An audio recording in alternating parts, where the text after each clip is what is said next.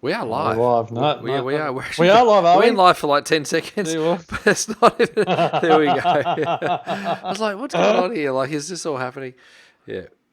Oh, good. There we go. It just came up on my phone, and it was just me looking at my phone and you looking at your phone, and no one saying anything. Oops. Oh, that's so good. Yeah. Now I've got to just go and start spamming people. Share to all of your different pages. Big one today about relaxing. Who was first? About Who was first? being Helen less anally Pocock retentive. first. Look at her. Big one today. What? Anally retentive. Are you allowed to say anally retentive without upsetting people these days? I'm not Big upset one about today it. about being less anally retentive about health and wellness. I don't know if you can say the word anal. I don't know. Helen, can we? I don't know. I don't know. Helen will be able to tell us. Come on, Helen. What do we do about being? Wendy Adams. I'll be vanilla. G'day, Wendy. More relaxed on your Wendy. How do you do it? Big one today about being less uptight. Okay, let's do that. Less uptight. About most things in life. Okay. Great. All right, Helen reckons you can say anything you want. I love that. You rock, Helen. Thanks. We need more Helens. Yeah. We all need more Helens. Yeah. A bit more permission. All right. Absolutely. Right post. That's it. Cool. Happy times. How do you do it so quick? I'm not battling To do what? to share it. Anyway, I think I've shared it. You'll get there. You'll get there. All right. This is a good one today. This is a good one. Shall we just rip into it? Yeah, let's go. 3, 2, 1. No, hold on. I've got to find out what episode it is. 451. Is it 450?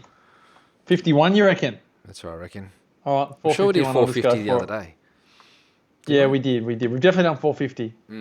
I was sure that's what it was. Definitely done 450. Yeah. All right. Let's just go with 451. Okay. We might get go. get to 500 quicker if we keep doing it this way. It's actually 475 this one. All right, here we go. All right. In 3, 2, and 1. Oh, is that recording? Oh, yeah, that is recording. Yep. 3, 2, and 1. Oh, you disappeared. What's up? What do you mean I disappeared? What, when I do this, have I disappeared? No, you're back now, but you went laggy. I'm back? You went laggy and stuff, yeah. Anyway. Really? You're back now. You know what? I'm just looking for something. Oh, I just went to. I got caught by my headphones. I could plug into the old Ethernet cable if I'm a bit dodgy, but the Wi-Fi's all right. No, I'll do it. Just go, Ether. Headphones. Sorry, Helen and Wendy and Heidi for this. Ravs and Ravi. Ravsy's here now. Look at this. Ravi, we've got Ravi. And, we were just about to kick off the recording. We thought, let's wait for Ravi, see how we go. That's the spirit. Yeah. So, if I turn off my Wi-Fi now, but I've got my Ethernet in, will the call die or will it instantaneously transfer over? I think you got to wait for it to get a little IP address thing, and then you can get rid of it. So, you give it... It'd be good. Yeah, you just give it a little bit. I don't know. Why don't you try it? See what happens. Nervous. All right. Okay. You ready? Ready. 3, 2... I love you all. 1. If I go, I love you all. Oh, no. He's here. Oh my gosh. Okay. Because you froze. Well, so did you. Just split second. But now you got this great connection. Now you look really good. Gee whiz. All right. Amazing. Okay. All right, then. Here we go. Episode 485. What? Oh, you didn't stop. 485. Okay. I love it. Here we go. 3, 2, 1. Hello and welcome to 100 Not Out, a weekly show dedicated to helping you master the art of aging well. Marcus Pearce here with you for episode 451. And can you believe it? He's back again. He is the rhythm maker of wellness. He sets the agenda. He is the relaxant of wellness. He is Dr. Damien Christoph. Hello, legend. Hello, legend. Hello, legend. It's great to be here with you again. And thank you to everybody who's joined us on Facebook Live today. It is always my greatest joy to see people watching us, rubbing our bellies. I think it's great. So thank you. You absolutely love it. I do, Piercy. You're looking a little bit shiny on the forehead there. I'm wondering, Piercy, are you heading towards a haircut like me? Could you be heading towards a haircut like me? Oh, you mean like that? Could you have more reseed than seed up there? What's going on? Yeah, I feel like my forehead's doubled in size over the last couple of years. Could you have a 5 head? I've got a 5 head, not a 4 head. Oh, you mean what, 5 fingers? Oh, no, yours is still a 4 head. Oh, maybe. No. Oh, maybe. It's definitely on the bigger finger version of a 4 head. Yeah. Yeah, we might have to get our 100 on our community to venture to our respective homes and just measure, like, does the glass slipper fit? Because I probably want some thick, stumpy fingers. What are Rav's hands like? I feel like Rav's, the great Ravi Rudner, might have thick, big hands. We might only be 3 fingers of Ravi, but I've got thin piano fingers. I'm probably like 8 fingers. I mean, this is terrible. Can't inject a visual tool into podcast listeners, but our 100 Not Out Facebook. Yes. Thank you for joining us. And Kay's there. Yep. Thanks, Kay. Now, we had a bumper edition of 100 Not Out last week where we discussed what lessons had we learned particularly about our parenting on the back of years of interviewing the graceful ages. Thank you to Andrew Bevan, for sending that question through. Yeah. But you have suggested, and gee whiz, this could be a double, triple, quadruple episode. What have we learnt about other areas of life that we have relaxed in our own lifestyles on the back of 100 Not Out? And I've got a list of mine along here. And there's a lot to talk about. But your idea, so you kick us off, Damo. Well, yeah, totally. All right, well, let me just... Thanks, mate. Well, the reason why I thought we could do this is I was playing golf this morning. As you know, I play golf. And I was playing golf this morning, and I was about to hit off on the 8th tee. And I thought to myself how interesting it was that Ravi had slept through his alarm and Murray was waiting for him, and they had to kick off before the dip, later in the day because Ravi had slept through his alarm. And I was like, oh, that's really interesting. And then I thought, how fascinating is it that you and I did a podcast on parenting? What would we change?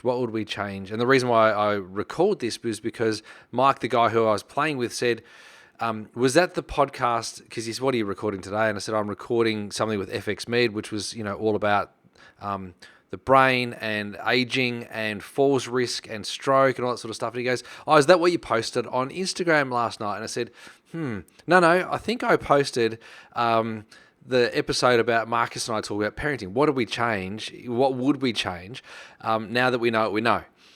And then I thought, how cool is it that there's a parenting show on television right now? And we already had the idea to think about that even before this parenting show came up. So that we are kicking goals. So that's kind of where my thought process went. And then after lunch today, which was a beautiful lunch, and it was chicken and vegetable patties with a beautiful, delicious salad, I sat down and had a little half a square, which is a normal square is like that big, and I had half of that of lemon tart because my mum had made it for me. And I was with my mum on the weekend for her 70th birthday. She turned 70 yesterday. Oh, happy birthday, Tess. Happy birthday, Mum.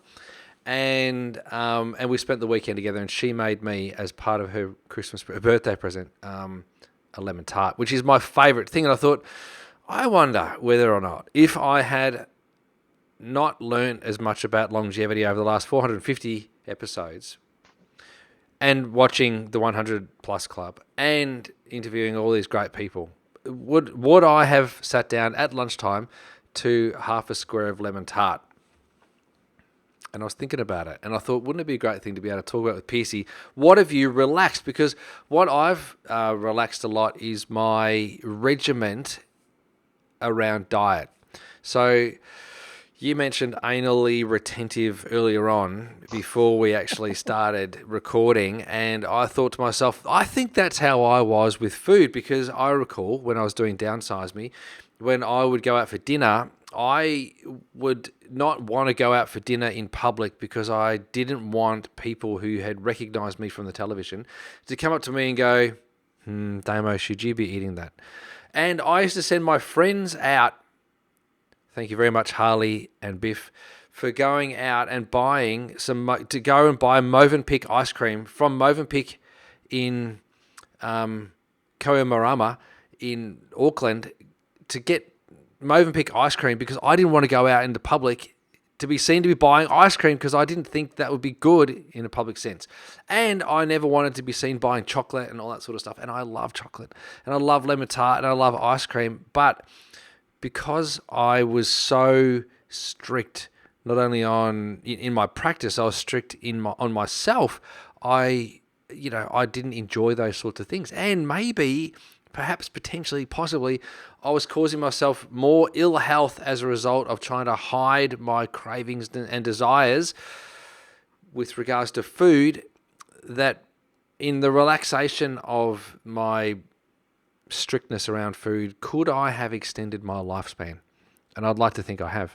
And when I look at the Icarians and I look at the Sardinians and I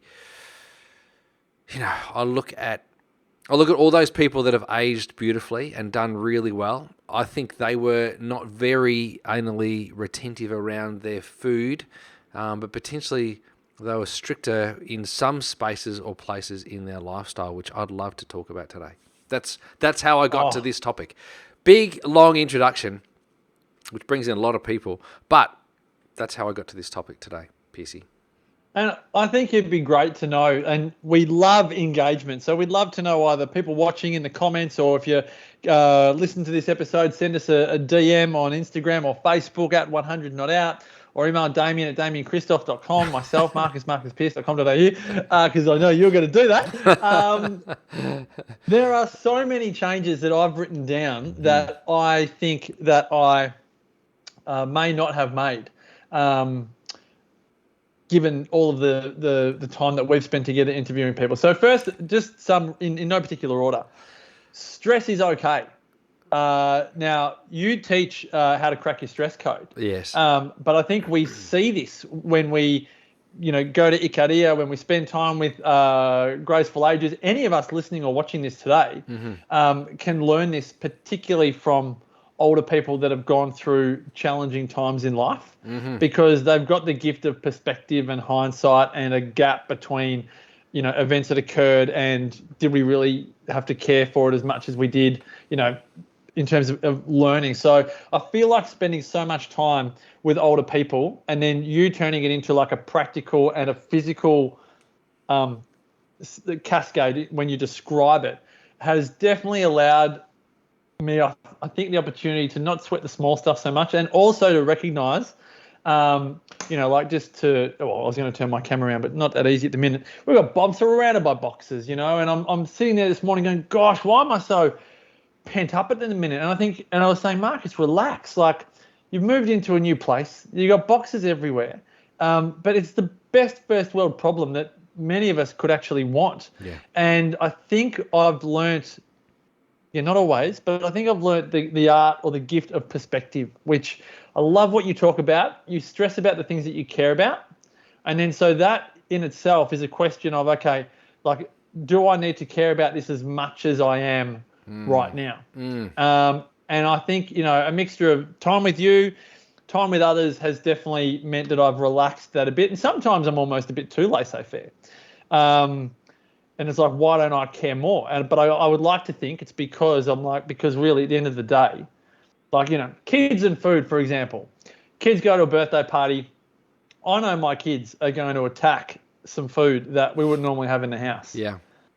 But honestly, like, why would I bother? Why am I going to go and helicopter them? Like, I get that you might want to. Yeah. But that's where I feel like there's a bit more perspective. That's just one thing. So I might hit the tennis ball back to you because I don't want to just hog the stage here. No, well, I love that. I love that that you wouldn't sweat the small. I love all of that. I think that's really good.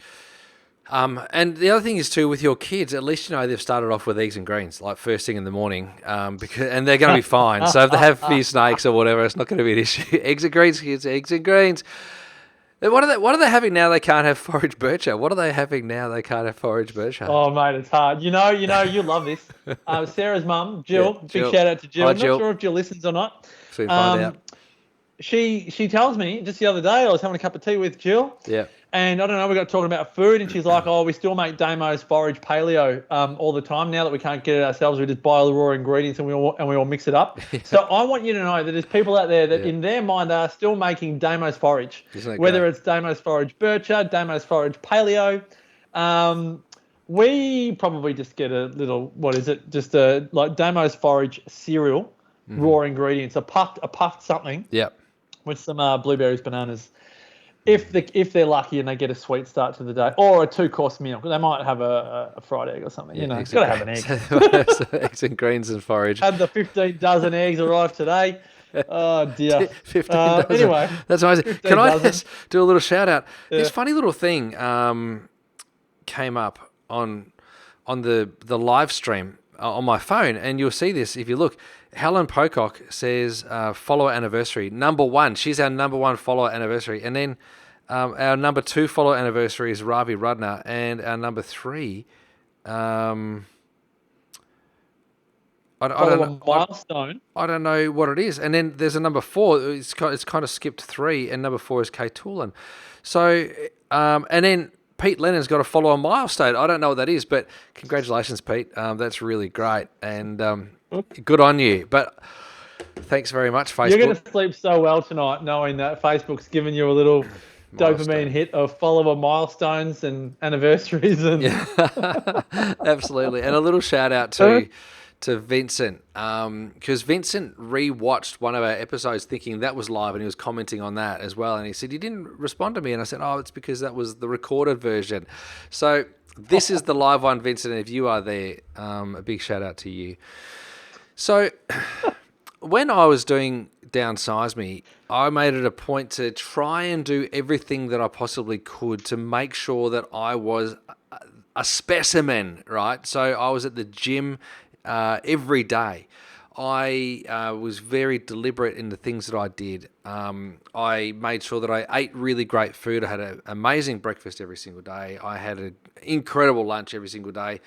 I limited my coffee intake to only 1 coffee per day because, God forbid, if you have any more than 1 coffee a day, you're not going to live to 100. You're going to die. You're going to die. And so I was very strict, with that particular thing. And I remember this, PC, and you and I have spoken about this. We rocked up to Ikaria in our sporting gear on day 1, episode 1, volume 1 of Icarian Adventures with Damo and Marcus. It was, I don't know what year There's that was. There's a TV show right there. There is a TV show there. I know, right? Well, geez, that'd be fun. And you put on your Vivo Barefoots. I think I put my Vivo Barefoots on too. Maybe I put on some Nikes, I don't know. But let's just say it was Vivo Barefoots because they were giving us shoes at the time. And our Nike running gear, and we ran down that dirt road, and then we ran up that dirt road, and we got overtaken by 64 blokes in one tiny little 4-cylinder putt ute going up the hill, and they were all going to do their work, right? And they looked at us and kind of waved, and we're like, Yamas, Kalispera, like, and it's probably still Kalimata at the time, but we were yelling out, thinking we were the Ants Pants from Melbourne here in Ikaria, learning about how to live a long time. We thought, let's go for a run. So we went for a run, and it would have been for all of 1,500 metres probably, but it was uphill, downhill, hot. And for a moment, I thought maybe I might be damn hot. And I thought we might end up with like a career in running like Ravi has. So, but we didn't. We got back to where we were having breakfast, and we were met there by our lovely host, Thea. And Thea said, "You boys are looking pretty hot. You guys are looking like warm, sweaty. What's going on?" We said, "Oh, we just got back from a run." And she's like, "Why were you running?" And we said, "We were running, we were just running." And she said, "Well, what were you running from?" We weren't running from anything. She said, "Where were you running to?" We just ran up and then ran back. She goes, "Why would you do that?" And we were like, there could be something in that, And so for me, the idea of running for no purpose just kind of was, but other than to stay fit, just kind of just no longer made sense to me, you know. So for me, movement then became a bit more purposeful. I then started to think about how could I incorporate movement into my life. And Amber and I, as you know, we've been going for lots of walks. We haven't done what Murray's done, which is walk every single day for nearly 2 years, like 720 days. We've been walking, you know, let's say on average, probably 5.5 times a week for the last 2 years. So I reckon it's pretty good. But we've also been, you know, maybe from time to time doing some high intensity interval training. I've been playing lots of golf and doing all that sort of stuff. So I think what I'm trying to say is that my movement has become a bit more intentional in that I'm moving so that I can move, as opposed to exercising so that I'm getting movement. Does that make sense? So it's totally. it's a little flip in the mindset of it. The one thing that I didn't do very well back then when I was trying to be a specimen, I was a long way away from a specimen, let me tell you. When I was trying to be a specimen, I didn't sleep enough. And the other thing I've changed now is that I sleep a lot more than what I used to. And it's not because I'm getting older, it's because I'm wiser. And there's wisdom in sleeping and sleeping enough. And so when I learned that you needed to sleep in 90-minute intervals, I was like, okay, well, it's either 6 hours, 7.5 hours, or 9 hours. And I prefer the longer version of that, to be honest with you. But it's more likely to be 6 or 7.5 hours of sleep is what I get. But it's now no longer 4 hours, which is what I was getting while I was studying and doing downsizing and so on and so forth, because my brain fried at the end of that. So 3 learnings: food, movement, and sleep have all improved for me in the way in which I have mindfulness and mindset around it.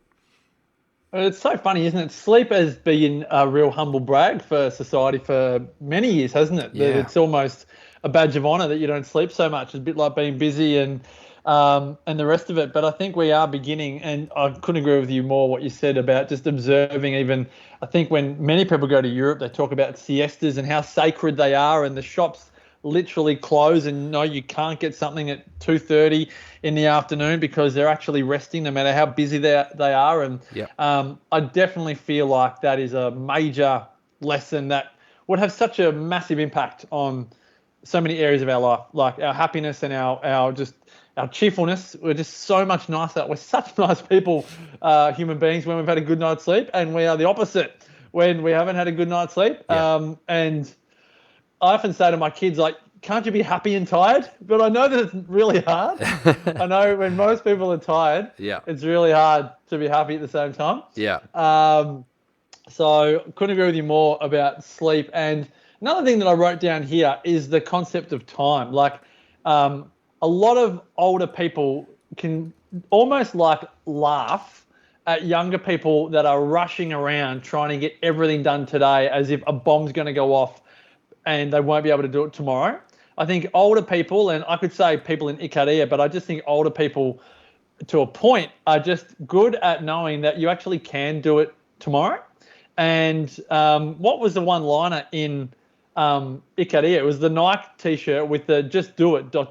tomorrow." Yeah, Jackson bought that T-shirt. Yeah, he bought that T-shirt, and I am so good now at, you know, I've got my to-do list for Tuesday here, and I've got arrow. What's today? Wednesday.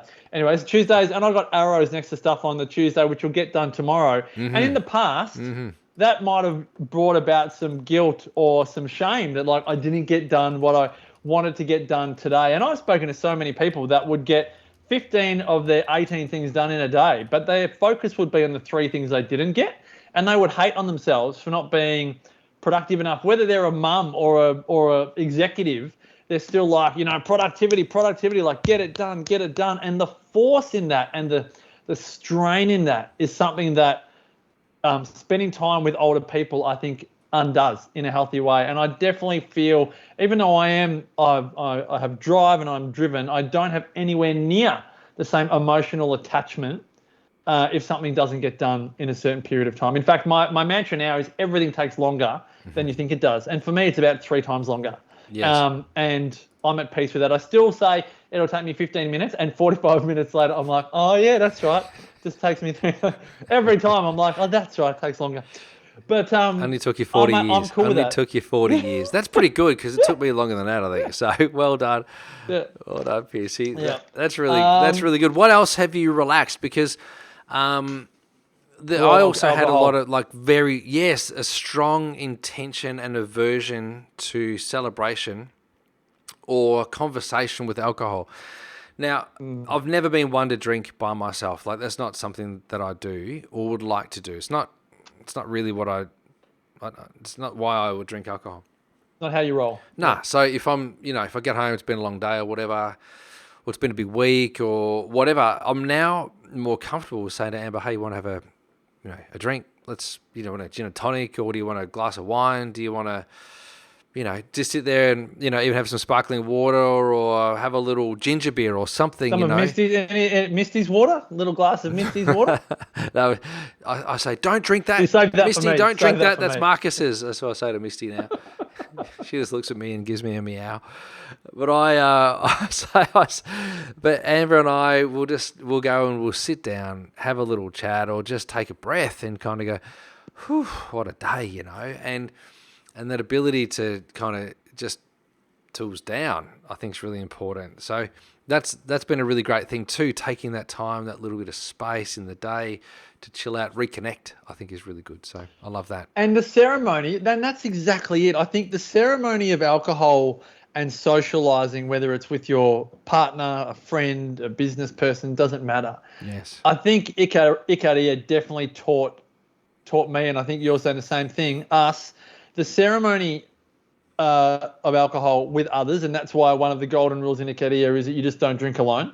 It just doesn't even enter you. If you want to drink, you will walk to your next door neighbour's house with a carafe of your red wine and say, not would really you like a drink? carafe, it's a plastic bottle. It's a 4-litre plastic.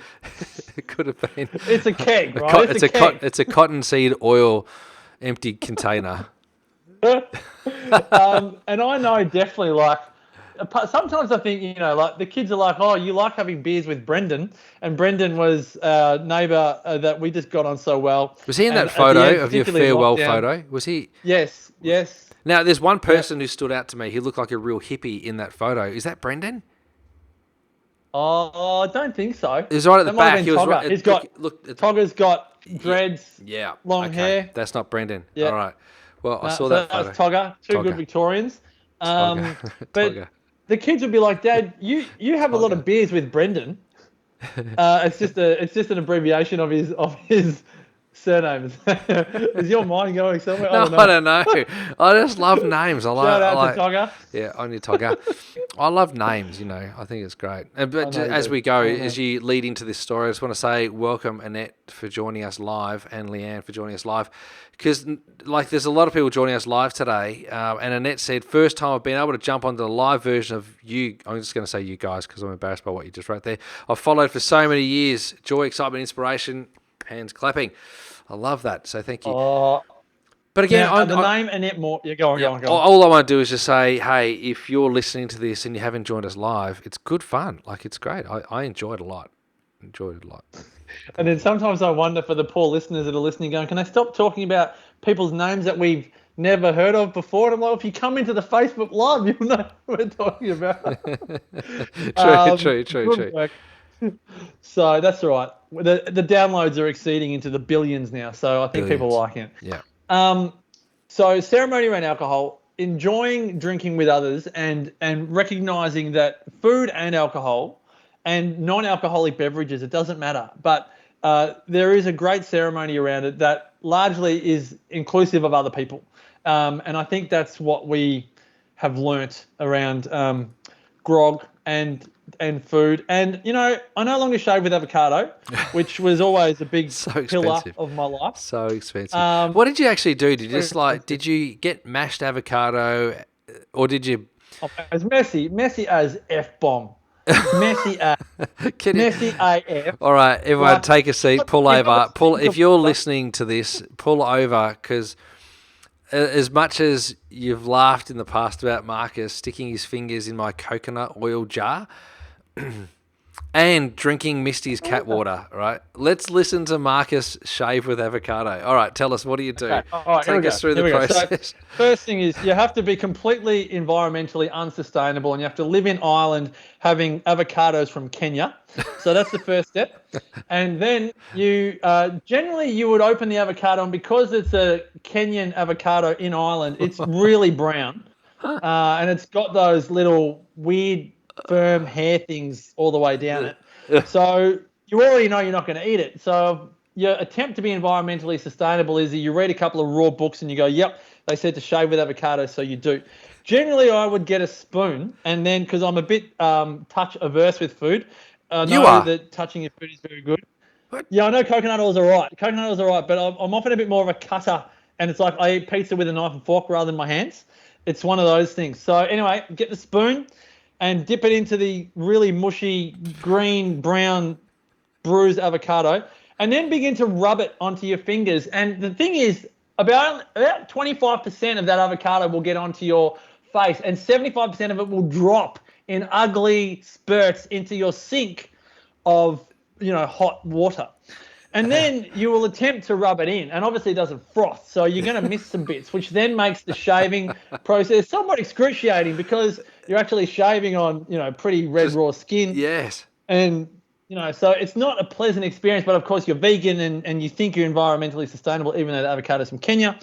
And you do this, obviously missing a number of spots because you just don't want to rip the hair off the skin, particularly above the lip where you think you're going to have blood everywhere. So let me just we're using a sharp razor here, or would you use the razor until it was pretty much as blunt as it could possibly be because you did want to put razors into landfill? Well, look, being a traveller at the time, I probably had the Chic FX that I bought in Melbourne that I couldn't get the refill blades for in Donegal Town Island, so it was probably pretty average sharpness by this point.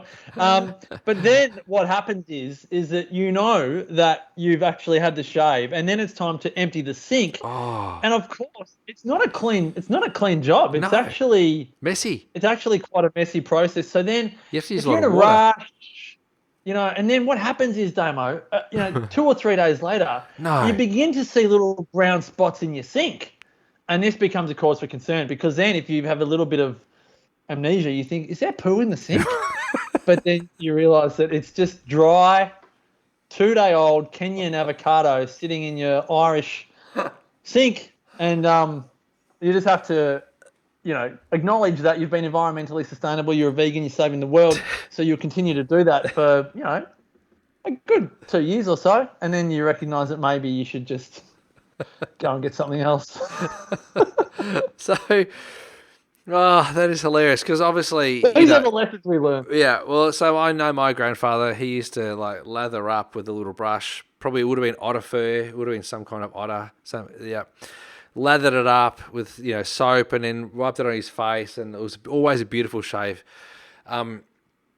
He lived to nearly 100, and there's no way on God's earth that he would have ever thought, maybe I might try and lather up an avocado.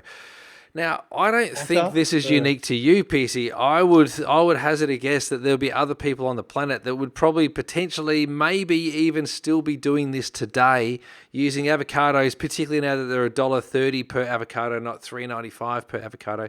They might still be doing that, thinking that they're actually saving the world or the planet. Do you think there's more that do that, or is this a trend that's gone? Shaving with avocado. Taylor of Old Bond Street avocado shaving cream. What? What? There is. It's a thing now. What? Yep. The Taylor of Old Bond Street avocado shaving cream features rich texture. Yep, it's there. But this isn't a raw avocado. They've clearly done some things to it. But it's potentially got avocado oil. Yeah. Oh, you're the pioneer. Yeah. Is this like early vegan behavior? Is this what this is? 2007. Right. Yeah. And you did this for a couple of years? Correct. Yeah. Okay. Well, probably up until 2010. I did it in Inverloch, and I may have even done it when I crossed the border from vegan to omnivore. But clearly, I had an epiphany one day when I recognised having little brown spots in the sink was just. It was probably that was annoying me more than And the price of avocados in Australia. That's unbelievable. Well, I reckon that habit or that practice of yours would have been knocked out of your system once you went to Ikaria. Like many of our other things have been changed in our life as a result of going to Ikaria. The conversations we have with people, the connection we have with our loved ones, the people we want to make our loved ones, the people we include in our life, the ceremonies that we've adjusted and adapted, the people that have become special as a result of traveling with us to Ikaria. It brings back a lot of memories, and I'm looking forward to when we get back to Ikaria, Piercy, because I don't know what is left to change, but I know there's still stuff left to change, and I only ever want to change when it's wise to do so, and I feel like I get made wiser by going to Ikaria. So, but it'll be an Icarian and Sardinian exploration. I don't think we're going to do that in 2022, are we? I think it's going to be 2023 kind Who of thing. knows? Who knows? But when you talk about it, I know people are already asking me, when are you going back? When you talk about it, I'm like, I just get all Mushy, excited, like an and avocado. bumpy and mushy, and Brown mushy, like an avocado. yeah, Yeah. I get way more mushy than a brown mushy avocado from Kenya. But anyway, this has been fun. This has been a lot of fun. I think we might have to call this episode, so that we can find it again, Shaving with Avocado and Other Longevity Lessons Learned. Yes. Because it's like Misty's water. There's a few other things. I mean, we've also got the salt flush story from many years ago that people still remember. Yes. Feeling pregnant and the salt flush wrong. That's we've got right. to turn the tables a bit. You've got to share a few. I mean, I'm so open with my embarrassing stories. Can you just have a little ponder and send me a note next episode? I'll tell you about the olive oil lemon juice gallbladder flush. I'll tell you about that one. Oh, great. Yeah. I'm writing this down. That's All a goodie. Everyone remember this? That's a goodie. I'll tell you about the juice flush. That's a goodie. I'll tell you about the liver detox diet. I'll tell you about that one. Yeah, that's always a good thing too. Right. Yeah. Oh, this is great. Yeah, Good. Don't you worry. Detox. All right. It's the Sesame Seed Challenge. Leanne Anders has said the Sesame Seed Challenge still goes. I should actually check that hashtag. If anyone wants to check out that hashtag, it's on Instagram and Facebook. Just search the hashtag and see what people do with the Sesame Seed Challenge these days. That'd be interesting. That's hilarious. Yep. I love it. We've got some good episodes coming up. I can feel it in my bones. This is good. This is good. All right, to all of our community, thank you for listening. Thank you for watching. If you want to join us live, head on over to Facebook at 100 Not Out to spell it all out. If you're more of an Insta, go to at 100.notout and check Damo out at damianchristoph.com, myself, marcuspierce.com.au. This has been episode 451 of 100 Not Out. Until next week, as always, continue to make the rest of your life the best of your life. Bye for now.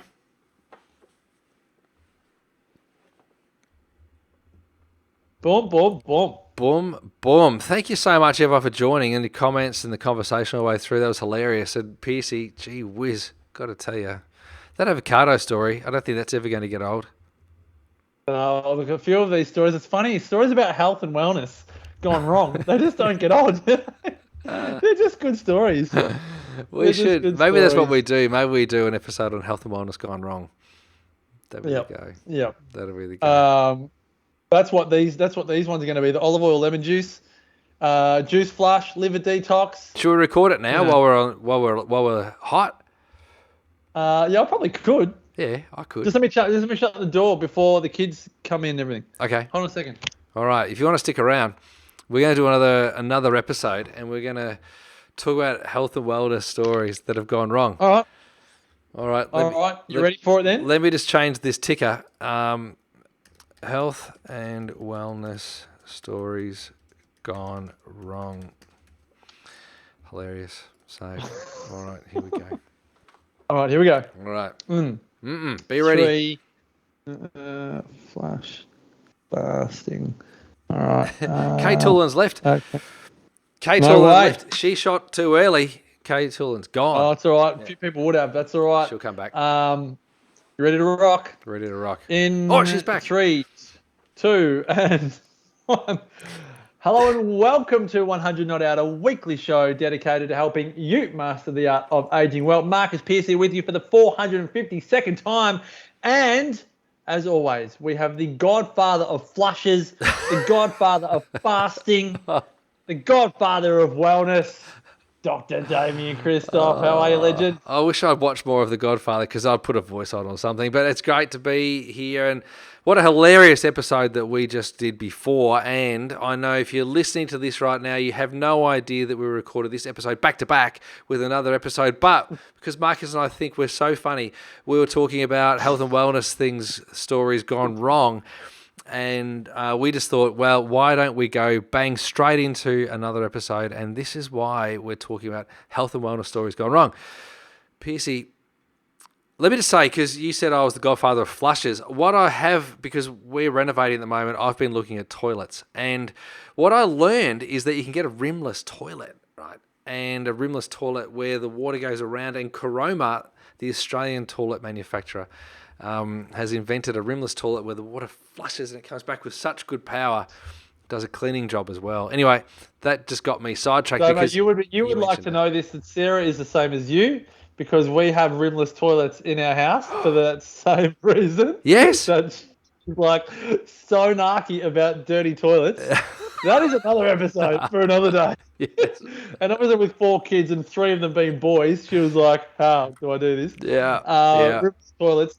Now, the reason why we are talking about this is because in the previous episode, we were talking about shaving with avocado and other lessons that we've learned from longevity, including being happy to eat out and not get your friends to buy ice cream and have it in the closet, and other funny stories. But this demo is also on the back of your somewhat seemingly inquisitive reticence to not share some of your experiences with flushes and fasts. And on the previous episode, you said, I've got a story for you: the olive oil, lemon juice, gallbladder flush, the juice flush, and the liver detox. And so this episode, I've shared enough stories. This episode, and I'm happy to mute for the rest of this episode and laugh, crying eyes out. I won't have enough. I won't have enough to last 22 and a half minutes. There's no way. You're going to have to work in for sure. I want you to start at the point of highest drama. So which of those 3 are you going to kick us off with? Okay. Health and wellness stories gone wrong with Damien Christoph. Well, let me say this.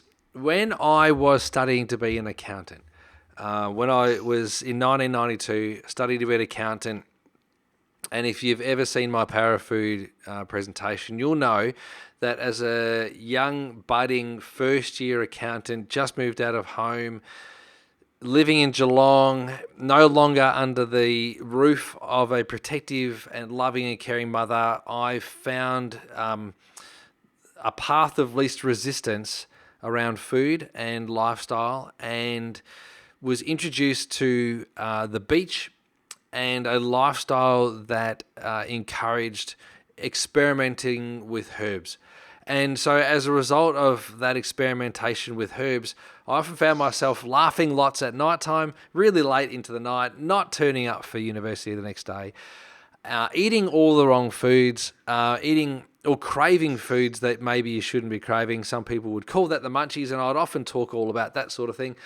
And as a result of that, I ended up getting quite sick. I was eventually diagnosed with chronic fatigue syndrome, and I went to see the great naturopath David Fitz in Brighton, Victoria, and he was just down the road from Star of the Sea College, where my mum used to work at Star of the Sea, and she had gone to see David Fitz. And he said to me, Damien, your diet's not very good. You need to sharpen your diet.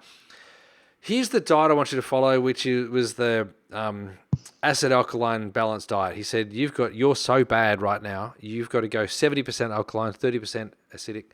And here's a bottle of liquid that you need to drink 20 mils of 3 times a day to clean your liver out, to reset you.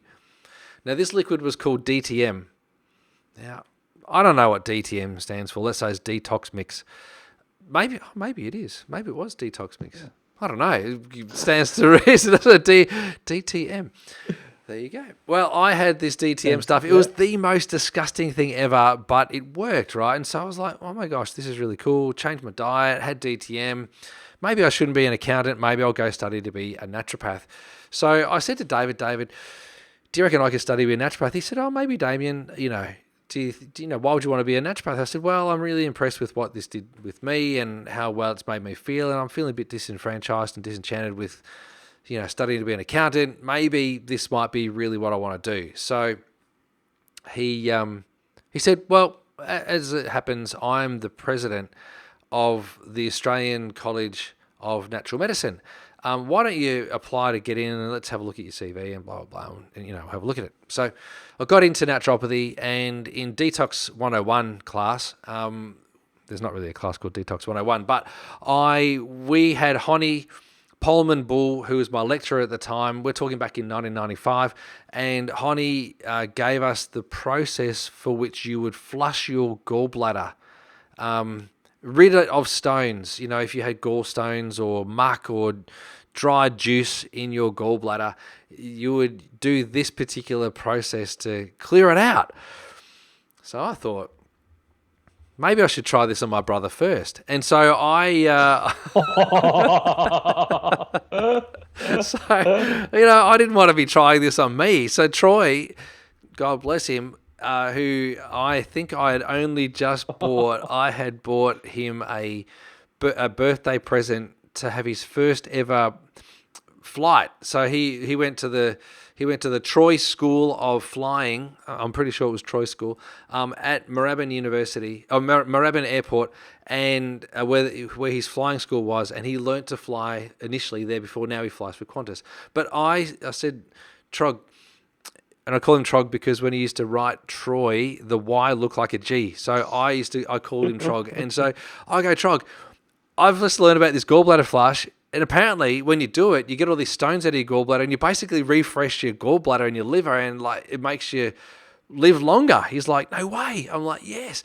I said, do you want to do it? He goes, yes, I'll do it. I go, I won't be able to do it because I've got to work over the next few days. So why don't I just, tell you all the things you've got to do? He goes, all right, no worries, I'll do it. Right. So I said, what you've got to do is you need a litre of olive oil and a litre of lemon juice. So we were there and we're juicing all these lemons. We got a litre of lemon juice and we got a litre of olive oil. And essentially what he did was he proceeded to scull a 30 ml shot of lemon juice and chase it with a 30 ml shot of olive oil. And then repeat that over the next, forever, whatever time it took to get, all through that lemon juice and all through the olive oil.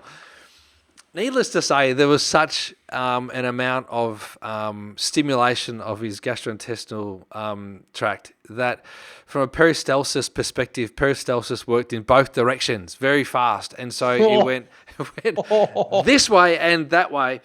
And to this day, in fact, up until this year, he hasn't been able to have olive oil ever since and can't smell olive oil ever since. Right? Now, the other part to this was that I said to him, what you can do when all this comes out, because it's going to come out very fast, you can do a poo into like a sieve, right? Into a sieve. And then when you do your poo into the sieve, you can rinse it all out and you'll see all of these stones, right? You'll see all these stones and you'll be able to get all these stones.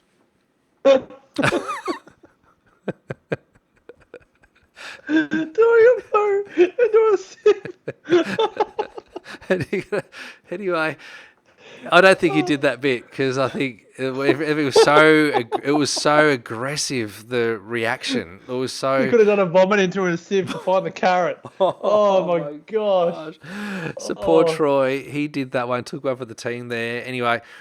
I don't think that particular gallbladder flush worked. I don't think that one worked. But there is another gallbladder flush that I have recommended for people to do that may have actually worked, which involves drinking like 13 cans of Coke, having some magnesium, and also doing coffee enemas. And people have said that worked for them. I'm not going to give that recipe on this here because I'd hate for someone to go and do that sort of thing and then have a bad reaction and me be held accountable. But please. I tried 13 cans of Coke flush. I know. Who would want to do that? But apparently the acid that's in Coca-Cola softens the stones. I don't know how that works, but anyway, that's what happened, and so some people have gone on to do that particular flush and said that it works, but I'm not going to give that recipe out here because I'm not going to be responsible for that health advice. And clearly, that lemon juice and olive oil flush, the recipe was wrong, right? Because that's not ideal. It didn't work. I don't think it worked anyway, but I reckon that's a great story. And Troy, to this day, still doesn't want to talk about olive oil. Anyway, I think it's pretty funny. Now I want to know, like, how angry is there anger? Like, is he still angry? Is there blame and brotherly just tension whenever there's olive oil at the dining table and it's Christmas Day or whatever? Does he just give you a look as like, you prick? Look, 20 years later, yes. Look at you. You still have this impact on me. Yeah, absolutely. Up until this year, it's always been the case. And there was a period of time that I may have given Troy olive oil for Christmas. Just as a little rib. Here's a bottle of olive oil. This is the stuff I bought from New Zealand. So.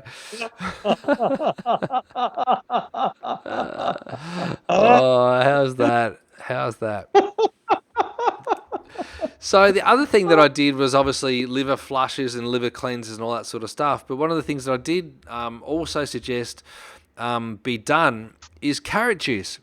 So I suggested to my brother Trog, I said, Trog, you know what I've learned today is that carrot juice is really good for your eyesight. Now, he was wanting to be a pilot and he was studying to be a pilot. He's like, I want to get good eyesight. I go, awesome. All you've got to do is make sure you're juicing carrots every single day.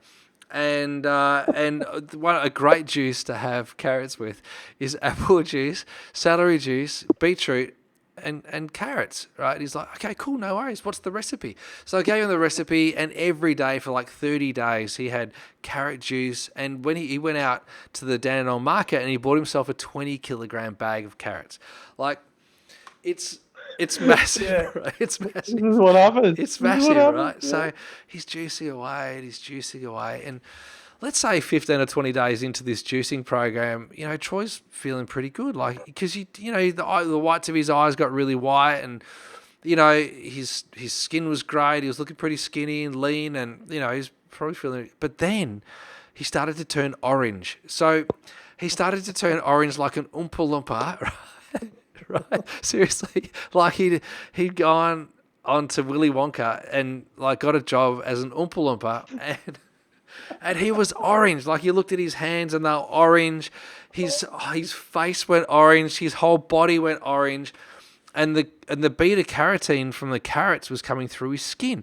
And I asked him, I said, how many carrots are you using? He said, oh, well, I bought this 20-kilogram bag of carrots, and so instead of having one carrot, I've been having like 4 carrots, and I'm doing it 2 or 3 or 4 times a day. And so he had too many carrots, and he turned and orange. I can see everything. My eyesight is so sharp. It was like I can see everything. He could see so far. He didn't need infrared binoculars, like, because he could see in the dark. He was like a bat. It was unbelievable. Anyway, so that was another one, right? So, oh my gosh, so that was a goodie. And then I know other people have done other types of detoxes, but PC, you must have done some stuff. I mean, obviously, let's just recount some of the things you've done. All right, we've done the coconut oil moisturizer all over your body. We know that you've done avocado shaving. We know you've done that. We've all recounted the salt flush that you've done. And maybe that needs a little bit further discussion, maybe a little bit of embellishment and elaboration again. Maybe you can share that with us again. That could be really good.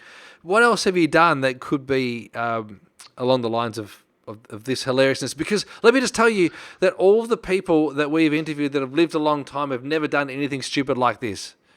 Ever. I want to know that this community of ours yes. can share with us. I want them to share with us their stories, however they want to, whether it's on Facebook, if you're on the live, if you want to send us messages at 100 not out on Facebook, or DM us at 100.notout, or Damien at damienchristoff.com, Marcus at marcuspierce.com.au. But Damo, there is one major missing ingredient here. Yeah. I know you're turning the tables on me, and I could give everyone episode numbers on my stories, but both of those stories have Troy as the victim. Yes. I want to know from you Yes. a story where you have been the victim of your own experiment, because even today I saw in our 100 Not Out inbox the great Bron Leister, who shared with us a screenshot of her reading the Wellbeing TV magazine.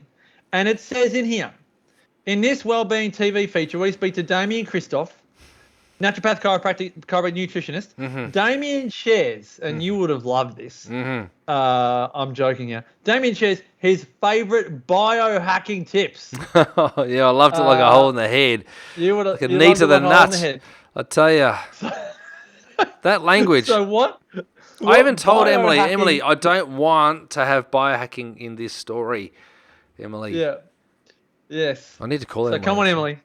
I'll call her. Give us a biohacking experiment of yours from many years ago or recently, where you were the victim of one of your wild experiments. Yeah. Okay. All right.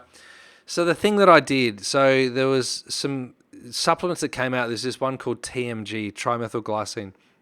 And trimethylglycine is a nutrient which used to be available, in the marketplace in Australia, but the TGA stopped it being available. Trimethylglycine was a supplement that, in my understanding at the time, would assist in recovery and help with oxygen saturation and increase your oxygen saturation.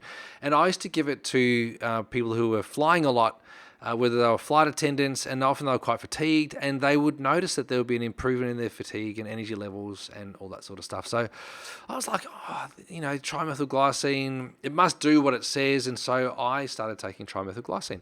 Around the same time, there's another supplement that came out that contained creatine monohydrate. It might have been called Myabolic, and I started taking creatine monohydrate. And inside this creatine monohydrate supplement was another nutrient that tasted like, I don't know, maybe bat shit or something. I don't know, but it was so bad. But I just pushed on through, and I had it.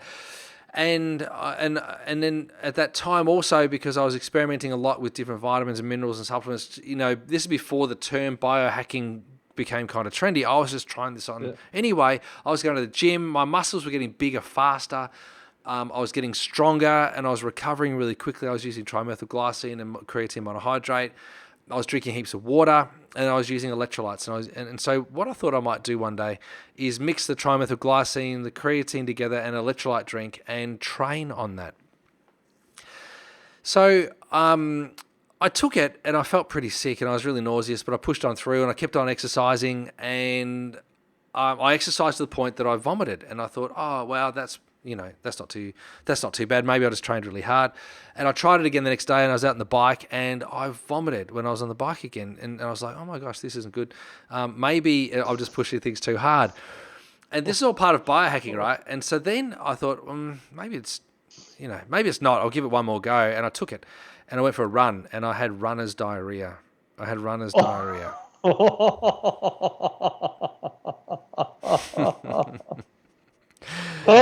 My biohacking not tip is that don't mix trimethylglycine, creatine monohydrate, and electrolytes all together and then go for a run and see how you go with that for the third time lucky, because it's not going to end well. Anyways, that's what I did. That's the worst thing that's ever happened to me. That's the worst thing that's ever happened to me, because I've always experimented on Troy. So that's what's happened to me. But I have to tell you that in terms of biohacking, if you try to hack stuff, there's going to be consequences, and that's what's happened to me. I've had some stuff. So that's it. That's as bad as it's ever got for me, mate. I have to tell you. No, that's good, and I love it because you said every other experiment has been performed on Troy first. You've had a lab rat, you've had a monkey, and his name is Troy. Hello to Troy. That's so good. Well, I think as you say this, and you say it tongue in cheek, but I think what I think of here is that none of the 100 not outers and the graceful ages, they just don't biohack. This whole notion of biohacking, They don't do it. It just seems so. It defies logic. Well, maybe it's too logical. Yeah. but it doesn't ever seem to come to a point where we get any real wisdom out of it. Maybe we get a couple of new products to take to the market and add to the supplement, mainstream. But, all of our stories are epic fail stories about things that we've done. I know. Like, it's not like, and you should do it too. It's kind of like, and if you've heard this story, you're probably wise to not do it. Just never, ever do it. Yeah, don't do it. Don't do it. There's so many people. There's so many people trying to do this hacking thing. And even the other day, I was asked about, trying to do some stuff with hacking and write a story, an article on biohacking, and I said to them, I'd love to write a story on why you wouldn't buy a hack. And they're like, oh, no, that's not really what our audience is after. I'm like, going, well, I tell you what, it's what they should be after, So don't buy a hack, I suppose is what the answer is, because the body fights back and you can't beat innate intelligence. You can't make your body do something it doesn't want to do and get away with it for a long period of time. Biohacking, for me, reminds me of Dan Buettner's comments around exercise. He said exercise has been a public health failure, but it's very good for business. It keeps gyms open, and biohacking for me is like it's a public health failure, but it's great for supplement companies. It keeps a lot of people in business, and it keeps people still wanting to experiment. I have no issue at all with experimenting and learning things and being curious and having epic fails. Yeah, I think for me it is. Then you get to a point where you go, well, you know what? I actually don't have to go on another diet. Or I actually don't have to. It's not that one epic fail means that you're actually missing the wrong supplement and you've got to go and find this, and you're constantly looking for a nirvana or a perfect place where you've found the answers. Like, I just think it's better off going, you know what, like, eat good food, eat it with others, be social, move well, like you said earlier in the previous episode, move intentionally.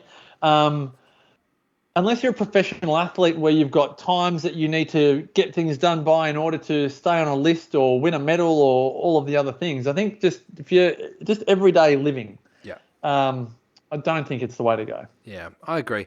I'll just come back to the comment you made about supplement companies.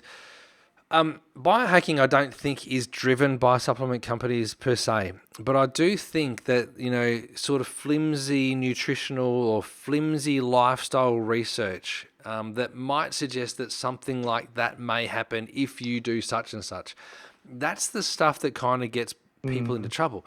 Now, it can be good clarification, actually. But it may actually be too. Yeah, it's not the company's fault. But it may also be the over-reading of research. So it's like I'm looking for the answer, and so I'm going to find the answer. So if I find something that might be the answer, I'm going to move in that direction to get my answer that supports my theory, right? And that might be the reason why people kind of chase down biohacking. So even if, and please, no disrespect to anybody who wants to try doing this sort of stuff. I think it's a really great idea to do stuff, experiment, find out what's happening within the realms of safety. But, I look at ice baths and, Wim Hof's stuff, and I think it's awesome people want to do it, but we're not seeing necessarily yet at this point in time people who have lived a long time having done any of those sorts of things. So the result, if your goal is to live a long time, have lots of fun and try biohacking and all that sort of stuff, that's great. Don't necessarily ascribe to the theory that because someone says that it's going to help you live forever, that it will, because there's no proof that it will. The only things that we know seem to keep you living a long time are the three secrets to longevity that Marcus and I talk about all the time, which is engagement, purpose, and movement, and everything else after that is important, but in kind of a descending order. So keep that in mind. Keep it in mind. Absolutely. And if you only get one thing out of this episode, any biohack has to be performed on your brother or another person first. Damo, Thanks, Trog. I've loved this episode. I've loved it. Hope all of our listeners have. This has been episode 452 of 100 Not Out, Mastering the Art of Aging Well. Be sure to connect with us on Facebook at 100 Not Out. Spell it all out. On Instagram at 100.notout. Check out Damo's work at damianchristoph.com, myself, marcuspierce.com.au. And until next week, as always, continue to make the rest of your life the best of your life. Bye for now. Boom, boom, boom, boom, boom, boom, boom. Thanks, everybody, for sticking around. That's really great. That was great. That was hard for me to talk for a whole episode, I got to tell you. I don't like doing that. You did a good job. You did a good job of it. Jeez, it was funny. I was a little bit worried at the beginning. I was like, "Where's this story going to go?" And then as soon as you brought Troy, and when you brought Troy, I was like, "Okay, here we go." I wasn't expecting that turn of events. Yeah, I was poor like, Trog. "Okay." Oh, so good. Poor So Trog. good. He's probably got more. There's probably more that I did that I've forgotten about, but That's all right. We've got plenty more episodes. Leanne Anders has a follower anniversary. It's a terrible term, follower. I'd love to be able to change what you call the people that like your page. Leanne Anders. I haven't seen Leanne Anders for a long time. Yeah. But Leanne Anders goes down as one of the long-time, it's like on radio, long-time, first-time. yeah. Long-time listener, first-time caller. Haven't seen Leanne Anders on a Facebook Live ever. I don't think. No. But she is here and she's one of our inaugurals. She's almost one of the inaugural 100 Not Out listeners. So kudos to you, Leanne. Annette Morgan, kudos to you, Annette. I was just thinking the fails give you feedback anyway. You learn what not to do, what your body can and can't hack if you listen to your body, which sadly many don't. Yep. And the answer is most athletes sacrifice health and wellness for performance, something most weekend warriors forget. Yeah. Interesting. True. Good call. Good. Summer Dailies come in and said I was hoping to get more silly stories from MP. Well, Summer, we're a little bit overbaked in my stories. I think all you've got to do, Summer, is go back to episode 451 and all of the other ones before 451, and you'll get a silly story from MP. I'm Googling Salt Flush 100 Not Out. I'm just seeing if it comes up like that, but it doesn't really come up that easily. But if you just, the Salt Flush story is always a good one. There's plenty in there. There is. Plenty in there. Hey, PC, I'm going to go get a haircut because it's starting to get curly. I can see it. So I'm going to go get this haircut. No worries. I'm going to Mullum to run a few errands, which I love doing. I just love running errands. Good on you. The sun's come out now here in Melbourne town. The rain's passed, so I'm out of here. I just Googled it, and Damo, just really quickly, there's an Asics boot called Men's Gel 100 Not Out, a cricket range. I think we've got to talk to our lawyers. Asics are overtaking our brand. What? Yep. Really? Yep. There's a shoe out there called 100 Not Out. I know they're going off cricket, but I'm going to call the lawyer right now and set up a date in court 2022. We'll hit the news in no time. Asics, we're coming for you. Maybe they could be our sponsor. Yeah, let's do that. We'll come to a happy arrangement. Yeah, why don't we do that? Alrighty. Good. All right. Take care. See you, Facebook. Thank you, everybody. See you, PC. See you, mate.